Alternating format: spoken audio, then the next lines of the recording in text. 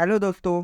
तो आज मैं आपको कुछ ऐसे सीक्रेट्स बताऊंगा जिसके हेल्प से आप ग्रैंड लीग्स में बहुत इजीली कैप्टन्स और वाइस कैप्टन्स को सिलेक्ट कर लोगे with high percent of success ratio. ऐसे सीक्रेट रूल्स बताऊंगा जिससे आपकी ड्रीम 11 में कैप्टन वाइस कैप्टन सिलेक्ट करने की एक्यूरेसी 60 से 70% हो जाएगी। ये 5 रूल्स एक दूसरे पे डिपेंड है, तो अगर आपने एक भी रूल मिस कर दिया तो आप ग्रैंड लीग कभी जीत नहीं पाओगे। मैंने ये स्ट्रेटजी यूज करके ग्रैंड लीग्स और मेगा लीग्स जीती है और हर ग्रैंड लीग्स में मेरी अच्छी रैंक आ जाती है। आगे बढ़ने से पहले ग्रैंड लीग के कुछ इंपॉर्टेंट बातें जान लेते हैं।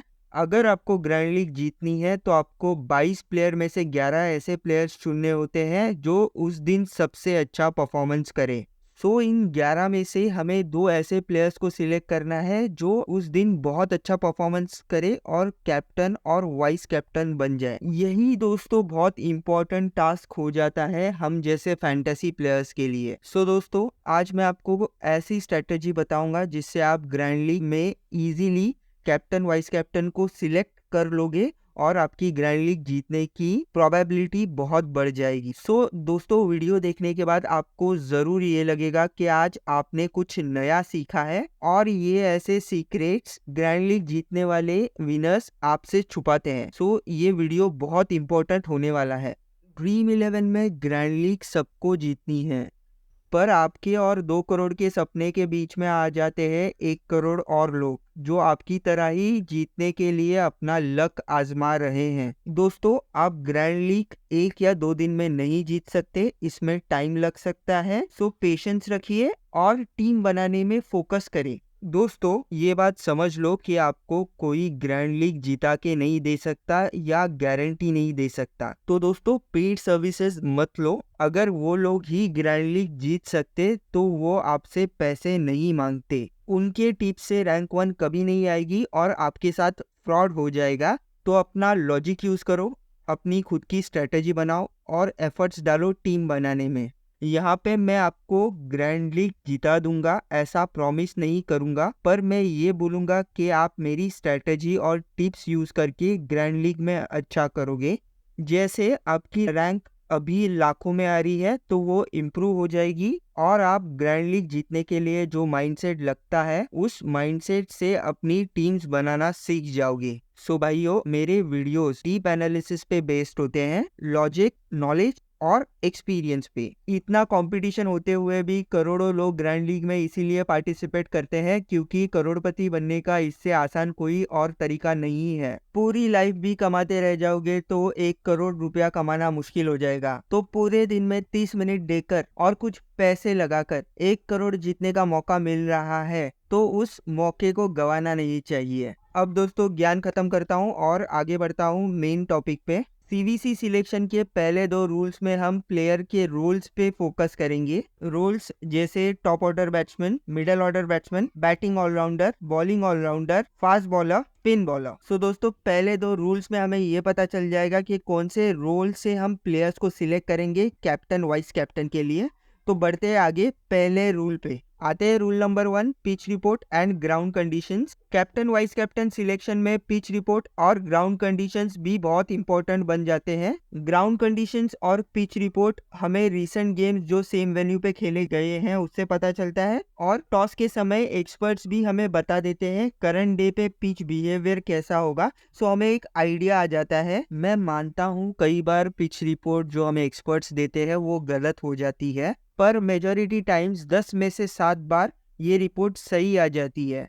तो हमेशा ग्राउंड कंडीशंस और पिच रिपोर्ट को फॉलो करो। पिच रिपोर्ट और ग्राउंड कंडीशंस के हिसाब से हम कैप्टन वाइस कैप्टन के रोल्स कंसीडर करेंगे। अगर बैटिंग पिच है तो हम top order batsman, middle order batsman और बैटिंग ऑलराउंडर के रोल्स को कंसीडर करेंगे। अगर बॉलिंग पिच है तो हम बॉलिंग ऑलराउंडर, फास्ट बॉलर या फिर स्पिन बॉलर के रोल्स को कंसीडर करेंगे। और ग्राउंड कंडीशंस में अगर ओवरकास्ट कंडीशन है, जैसे हवा तेज चल रही है, तो पेसर्स इफेक्टिव हो जाते हैं, फास्ट बॉलर्स इफेक्टिव हो जाते हैं। अगर ड्राई पिच है तो स्पिनर्स इफेक्टिव हो जाते हैं। तो ये सारे डिटेल्स हमें टॉस के समय मिल जाते हैं और मैं आपको टेलीग्राम पे अपडेट कर देता हूँ। तो मेरा टेलीग्राम का चैनल जरूर ज्वाइन कर लेना, लिंक डिस्क्रिप्शन में है। बैलेंस पिच पे दोस्तों बैट्समैन एंड बॉलर दोनों परफॉर्म कर सकते हैं, तो अगला रूल बहुत इंपॉर्टेंट हो जाता है। Rule number 2, recent 5 games Dream 11 captain and vice captain. So दोस्तों, अगर ये सीक्रेट आप अपने ग्रैंड लीग्स के कॉम्बिनेशन में यूज करते हो तो आपके ग्रैंड लीग में कैप्टन और वाइस कैप्टन एक्यूरेट आने के चांसेस बहुत बढ़ जाएंगे।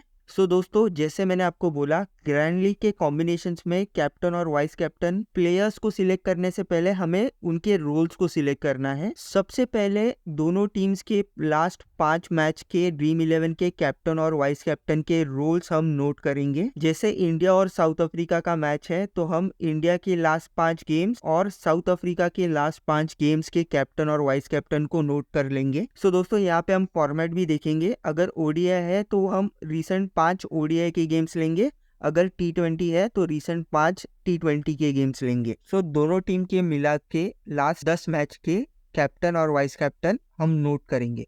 सो ये मैंने आपको समझाने के लिए इंडिया के लास्ट 5 ओडीआई गेम्स और साउथ अफ्रीका के लास्ट 5 ओडीआई गेम्स के स्टैट्स रखे हैं, जहाँ पे आप देख सकते हो लास्ट 10 गेम्स में फास्ट बॉलर 3 बार कैप्टन बने हैं और 3 बार टॉप ऑर्डर बैट्समैन कैप्टन बने हैं। वैसे ही अदर रोल्स और वाइस कैप्टन के भी मैंने स्टैट्स वैसे ही रखे हैं जो ड्रीम 11 से मैंने लिए हैं। सो दोस्तों, मैं कैप्टन एंड वाइस कैप्टन के रोल्स को ऐड कर देता हूँ।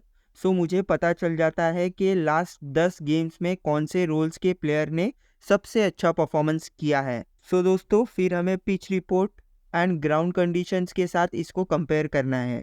अगर बैटिंग पिच है और यहाँ पे मिडल ऑर्डर बैट्समैन के रोल्स के player 7 times captain and vice captain बने हैं, सो टॉप ऑर्डर बैट्समैन से ज्यादा प्रेफरेंस हम मिडल ऑर्डर बैट्समैन को देंगे। सो दोस्तों, सेम केस पे एग्जांपल देखते हैं। इंडिया और साउथ अफ्रीका का ओडीआई मैच है और यहाँ पे आप देख सकते हो मिडल ऑर्डर बैट्समैन ने बहुत अच्छा परफॉर्मेंस किया है। सो अगर हम 10 कॉम्बिनेशंस बना रहे हैं ग्रैंड लीग्स में, तो 5 कॉम्बिनेशंस में हम मिडल ऑर्डर बैट्समैन को प्रेफर करेंगे, 2 कॉम्बिनेशंस में हम टॉप ऑर्डर बैट्समैन और 2 कॉम्बिनेशंस पे बैटिंग ऑलराउंडर को हम प्रेफर करेंगे। सो यहाँ पे हम ऐसे कॉम्बिनेशंस बना सकते हैं और एक टीम में आप रिस्क ले सकते हो बॉलिंग ऑलराउंडर को कैप्टन बना के। यहाँ पे मैं आपको सजेस्ट करूंगा कि एक प्लेयर को मल्टीपल टीम्स का भी कैप्टन बना सकते हो। रिस्क होता है, बट अगर सेम प्लेयर परफॉर्म कर लेता है तो आपके ग्रैंड लीग जीतने के चांसेस बहुत बढ़ जाते हैं। और दोस्तों, अगर आप 3 या 3 से कम टीम्स बनाते हो तो एटलीस्ट 2 टीम्स आप मिडल ऑर्डर बैट्समैन रोल्स के प्लेयर्स को कैप्टन बना के चलो और एक टीम पे आप रिस्क ले सकते हो किसी और रोल के साथ। और दोस्तों, सेम लॉजिक हम यूज करेंगे अगर पिच बॉलिंग पिच होगा या फिर अगर पिच बैलेंस पिच होगा। तो आगे बढ़ते हैं। अभी हम फोकस करेंगे प्लेयर सिलेक्शन पे। Rule number 3, player recent form. Player का रीसेंट फॉर्म देखना बहुत इंपॉर्टेंट होता है। यहाँ पे हम एग्जांपल लेंगे ओडीआई वर्ल्ड कप का। 2 प्लेयर्स हम देखते हैं, जॉनी बेस्टो और विराट कोहली। सो पहले फोकस करते हैं जॉनी बेस्टो पे। वर्ल्ड कप 2019 में जब इंग्लैंड जीता था तभी ये इंग्लैंड के हाईएस्ट स्कोरर थे, पर वर्ल्ड कप 2023 में ये बिल्कुल नहीं चले, फिर भी लोग इनको कैप्टन और वाइस कैप्टन बना रहे थे। यहाँ पे आप देख सकते हो 60% टाइम तो ये ड्रीम टीम्स में भी नहीं आए और इनका सीवीसी परसेंटेज दोस्तों बहुत हाई था। सो दोस्तों, हमें प्लेयर्स का रीसेंट फॉर्म को कंसीडर करना है कैप्टन वाइस कैप्टन के लिए। अभी दोस्तों, एक गलती जो 95% लोग करते हैं वो है सिर्फ रीसेंट फॉर्म देखना। तो हमें सिर्फ रीसेंट फॉर्म नहीं देखना दोस्तों। इसका एक एग्जाम्पल है विराट कोहली, जिनका परफॉर्मेंस आपको पता है 2023 में टॉप क्लास था, हाईएस्ट रन स्कोरर थे।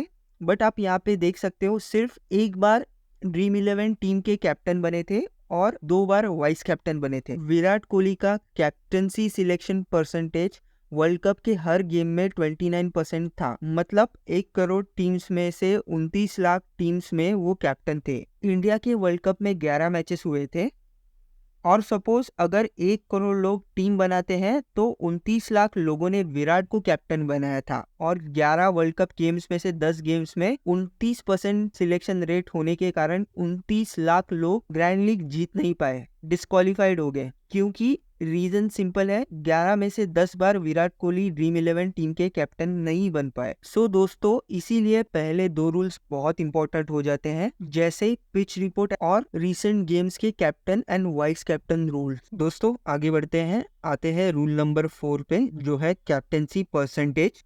हाई कैप्टनसी वाले प्लेयर को कैप्टन कभी मत बनाओ। अगर आप ऐसा करते हो तो आपके ग्रैंड लीग जीतने के चांसेस ना के बराबर हो जाते हैं। इन केस विराट कोहली ने अच्छा परफॉर्मेंस किया भी और आपने उनको कैप्टन बनाया, तो आपको 30 लाख और लोगों से कम्पीट करना पड़ेगा ग्रैंड लीग में फर्स्ट रैंक लाने के लिए। और वहीं हम वर्ल्ड कप फाइनल का एग्जाम्पल ले तो ट्रेविस हेड को सिर्फ 3% लोगों ने कैप्टन किया था। अगर आपने भी उस गेम में ट्रेविस हेड को कैप्टन किया होता तो आपका कंपटीशन 3% लोगों से ही होता। और ड्रीम 11 के स्टैट्स आप देख सकते हो, 10 में से 8 या 9 बार हाईएस्ट सिलेक्शन वाला प्लेयर ड्रीम 11 का कैप्टन नहीं बनता है। ये फैक्ट है। वर्ल्ड कप का विराट कोहली का ही एग्जांपल आप ले लो, 11 में से सिर्फ एक बार वो कैप्टन बन पाए, इतना अच्छा फॉर्म होने के बाद भी, इतना हाई सिलेक्शन रेट होने के बाद भी। सो दोस्तों आगे बढ़ते हैं, रूल नंबर 5, प्लेयर स्टैट्स, जिसमें हम देखेंगे head to head stats, venue stats and overall stat. In case अगर बैट्समैन है तो हम बैट्समैन के मैचेस, रन्स और बैटिंग एवरेज देखेंगे।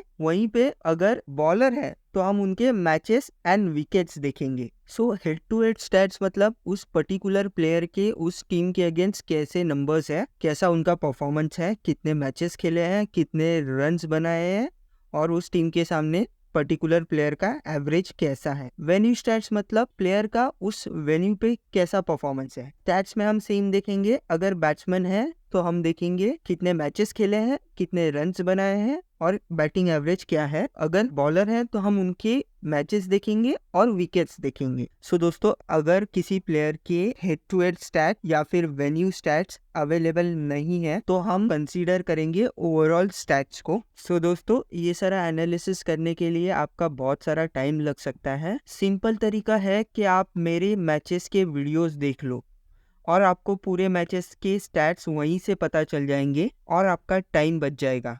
तो दोस्तों मेरे चैनल को सब्सक्राइब कर लो और बेल आइकन भी प्रेस कर लेना कि आप कोई मैचेस के अपडेट्स मिस ना करो। सो दोस्तों 15 से 20 मिनट इन्वेस्ट कर लो, मेरे वीडियोस देख लो, आपको कंप्लीट मैच के स्टैट्स पता चल जाएंगे।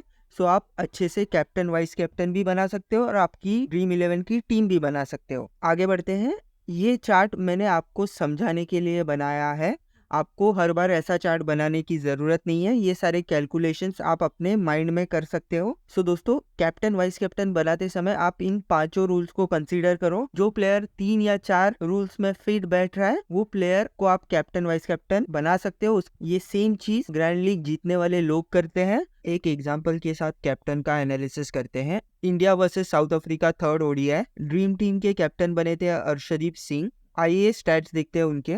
ये स्टैट्स 3rd ODI के पहले के हैं। पिच जो था वो बैलेंस पिच था, supporting pace bowlers. Recent Dream 11 captain vice captain में 7 बार fast bowlers captain vice captain बने थे और 7 बार मिडिल ऑर्डर बैट्समैन भी कैप्टन वाइस कैप्टन बने थे। क्योंकि दोस्तों बैलेंस पिच था, यहाँ पे मैंने फास्ट बॉलर्स को भी कंसीडर किया था कैप्टन के लिए एंड मिडिल ऑर्डर बैट्समैन को भी कंसीडर किया था। तो टोटल मैंने 4 कैप्टन्स बनाए थे, जिसमें से 2 फास्ट बॉलर्स थे और 2 मिडिल ऑर्डर बैट्समैन थे, जिनमें से एक अर्शदीप भी थे। सो दोस्तों रिसेंट परफॉर्मेंस उनका एवरेज था। लास्ट 2 मैचेस में देखोगे तो 5 और 1 6 विकेट्स लिए थे। उसके पहले इतने अच्छे विकेट्स नहीं लिए थे उन्होंने, बट T20 में अच्छा करके आ रहे हैं। सो इसीलिए मैंने इनको कंसीडर किया था कैप्टन के लिए। सो दोस्तों कैप्टन सिलेक्शन परसेंटेज मीडियम था, 6.81।